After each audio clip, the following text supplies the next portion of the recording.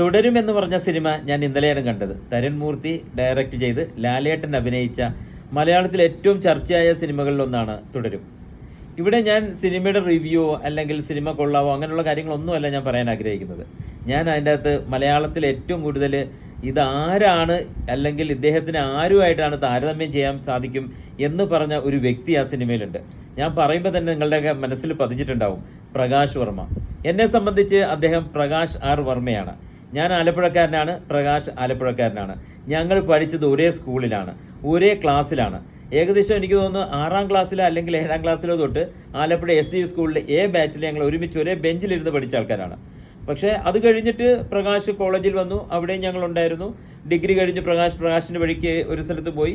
പക്ഷേ നമുക്കൊന്നും ഞങ്ങളുടെ കൂട്ടത്തിലൊന്നും ആർക്കും പ്രകാശ് എങ്ങനെ, എനിക്ക് തോന്നുന്നത് എൻ്റെ ഒരു അറിവിൽ പ്രകാശ് സിനിമയായിട്ട് ബന്ധപ്പെട്ട് സഞ്ചരിക്കുന്നുണ്ടെന്നും ഞങ്ങൾക്ക് ആർക്കും അറിയാൻ പാടില്ലായിരുന്നു.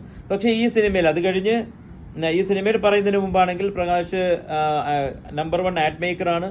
ഇന്ത്യയിലെ ഏറ്റവും ടോപ്പസ്റ്റ് പെയ്ഡ് ആഡ് മേക്കറാണ്.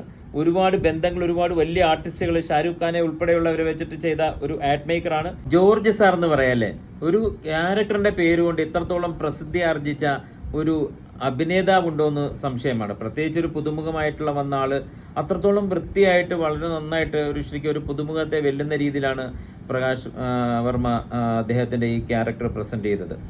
ശരിക്കും മലയാളത്തിന് ഒരുപക്ഷെ എനിക്ക് തോന്നുന്നു എനിക്ക് ഇതിനകത്ത് പറയാനുള്ളത് അദ്ദേഹം ഒരു സ്ഥലത്തേക്ക് കോർണറൈസ് ചെയ്യപ്പെടരുതെന്നുള്ളതാണ്. ഒരുപാട് നാളുകൾക്ക് ശേഷം നമ്മുടെ പഴയ ലാലേട്ടനെ തരുവാനായിട്ട് ശരിക്കും തരുൺ മൂർത്തിക്ക് സാധിച്ചതിൽ അദ്ദേഹത്തിനും നമുക്ക് പ്രത്യേക ഒരു അഭിനന്ദനം കൊടുക്കേണ്ടതുണ്ട്.